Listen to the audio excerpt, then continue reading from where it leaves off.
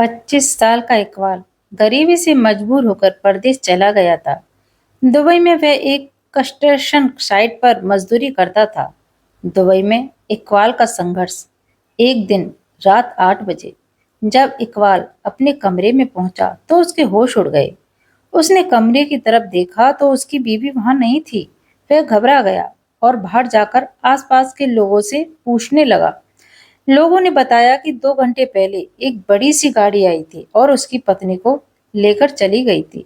यह सुनकर उसके होश उड़ गए। उसने तुरंत अपने दोस्त रमन को फोन लगाया, जो उसी कंपनी में एक ऊंचे पद पर काम करता था। इकबाल ने उसे बताया कि उसकी पत्नी घर पर नहीं है और उसे एक बड़ी गाड़ी में बिठाकर ले जाया गया है। यह सुनकर उसका दोस्त रमन उससे कहता, घबराने की जरूरत नहीं है। मुझे पता है तुम्हारी बीबी कहाँ है। तुम्हारी बीबी हमारे शेख साहब के पास है। वह उसका बहुत अच्छे से ख्याल रखेंगे और 2-4 दिनों में तुम्हारी बीबी तुम्हारे पास आ जाएगी। बस तुम्हारी बीबी हमारे मालिक को खुश कर दे। यह सुनकर इकबाल के होश उड़ जाते हैं और वह सर पकड़कर रोने लगता है। उसके बाद वह शेख उसके साथ कुछ ऐसा करता है कि उसकी हालत खराब हो जाती है। इकबाल का अतीत और शादी। इकबाल भारत के एक छोटे से गांव में रहता था। वह बहुत गरीब परिवार से था, इसलिए उसने दुबई जाकर अच्छा पैसा कमाने की सोची। वह कुछ लोगों के साथ दुबई काम करने के लिए चला गया। दुबई में उसे काम भी मिल गया, पर एक कंट्रास्ट साइट पर मजदूरी का काम करता था। दिन भर धूप में जलता और दिन रात एक कर देता पैसा कमाने के लिए। ऐसा करते करते उसे 8 साल हो चुके थे और उसने खूब पैसा कमा लिया। उसका प्रमोशन भी हो चुका था। दुबई में रहते रहते उसे 8 साल हो चुके थे, तो वह 10-15 दिनों के लिए अपने गांव अपने माँ बाप से मिलने के लिए आ गया। माँ बाप उसे देखकर बहुत खुश हुए और एक दिन उसकी माँ ने उससे कहा, बेटा अब तुम्हारी उम्र हो चुकी है, क्यों ना तुम एक अच्छी सी लड़की देखकर शादी कर लो। इस पर कहने लगा, माँ शादी ऐसे ही थोड़ी हो जाया करती है। शादी के लिए लड़की चाहिए होती है और इतनी जल्दी लड़की कहाँ से आएगी। फिर उसकी माँ कहती है, तुम चिंता मत करो बेटा, मैंने तुम्हारे लिए बहुत ही अच्छी लड़की देख रखी है। इस तरह उसके माता पिता उसकी शादी 4-5 दिनों में ही कर देते हैं। शादी के बाद इकबाल बहुत खुश हो जाता है, क्योंकि उसकी जो पत्नी थी वह बहुत ज्यादा खूबसूरत थी। वह अपनी पत्नी को पाकर बहुत खुश था। 2-4 दिन तो उन दोनों के बहुत अच्छे से बीते और एक दिन इकबाल अपनी पत्नी से कहता है कि अब उसका दुबई जाने का टाइम आ गया है, इसलिए उसे काम पर जाना होगा। यह सुनकर उसकी बीवी दुखी हो जाती है और वह कहती है कि वह भी उसके साथ चलेगी और उसके बगैर नहीं रह सकती।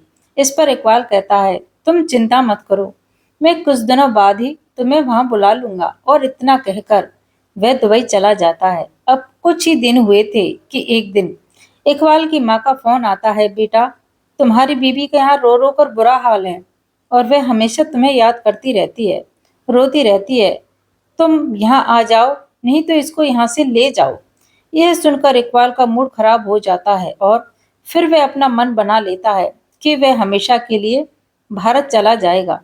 सुबह एक दिन वह अपने मालिक से बात करता है कि उसे हमेशा के लिए भारत जाना है, पर उसका मालिक उसे मना कर देता है, क्योंकि वह काम करने में बहुत अच्छा था और बहुत मेहनती था, इसलिए वह उसे साफ साफ मना कर देता है। फिर इकबाल अपने मालिक से कहता है, तो ठीक है, मेरी पत्नी का आना का इंतजाम आप कर दीजिए, उसका वीजा बनवा दीजिए। फिर कुछ सोच समझकर उसके मालिक ने उसकी पत्नी का वीजा बनवा दिया और कुछ ही दिनों बाद उसकी बीवी भी दुबई आ जाती है।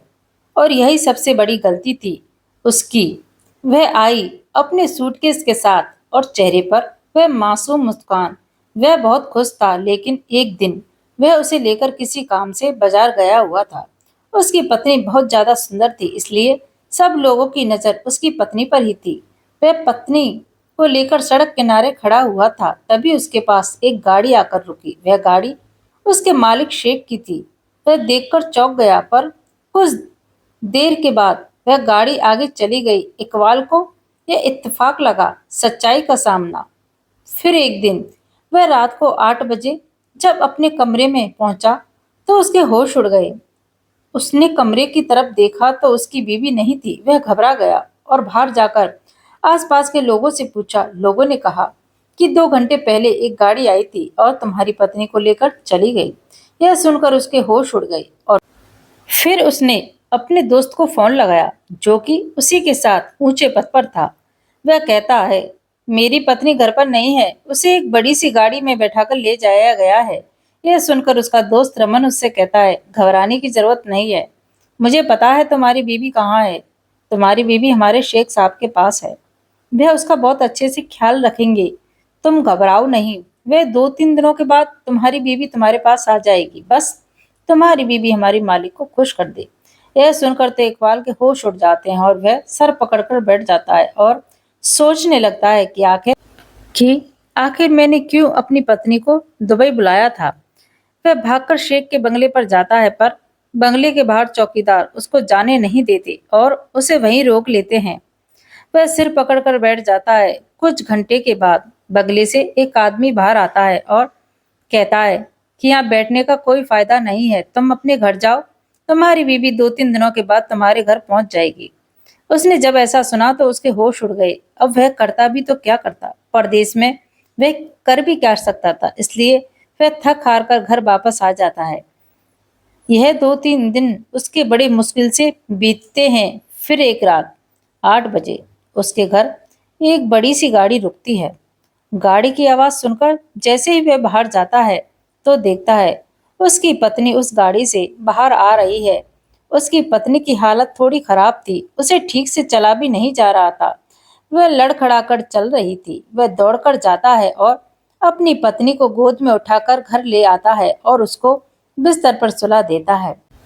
अपने पति को देखकर वह टूटकर रोने लग जाती है और कहती है, मुझे अब यहाँ नहीं रहना, मुझे घर जाना है। उसकी आंखों में डर साफ साफ नजर आ रहा था और उसके शरीर पर जो जख्म थे उनसे साफ साफ पता चल रहा था कि उस शेख ने उसके साथ क्या किया था। इकबाल के पैरों तले जमीन खिसक गई और वह सोच रहा था कि क्या यही दुनिया है अमीरों की, जहाँ बीवी भी एक चीज होती है जिसे कभी भी इस्तेमाल किया जा सकता है। यहाँ औरतों की कोई इज्जत नहीं। उसने उसी रात फैसला किया कि वह अपने देश लौट जाएगा और कभी भी वापस लौटकर परदेश नहीं आएगा, क्योंकि परदेश में कोई अपना नहीं होता और गरीबों की बीवियों की सबसे सस्ती चीज समझा जाता है। जब चाय खरीद लिया, अब वह पैसों का जुगाड़ करके जैसे तैसे छुप छुप कर वीजा बनवा लेता है और एक निश्चित तारीख को चुपचाप बिना बताए भारत लौट आता है, क्योंकि अगर वह कंपनी को बताकर आता तो शायद उसको भारत नहीं आने दिया जाता। अब भारत आकर दोनों पति पत्नी साथ रहते हैं, पर उसकी पत्नी अभी भी उन पुरानी यादों से उबर नहीं पाई है। उसको रह रहकर वही पुरानी यादें वापस आ जाती हैं। तो दोस्तों, यह कहानी का उद्देश्य हमें किसी को ठेस पहुंचाने का नहीं था। हमारा काम सिर्फ जागरूक करना है, ताकि लोग जागरूक हो सके और ऐसे चक्कर में ना पड़ें। अगर हमारी यह कहानी आपको पसंद आई हो तो आप हमारी वीडियो को लाइक करें और हाँ, चैनल को सब्सक्राइब करना ना भूलें। धन्यवाद।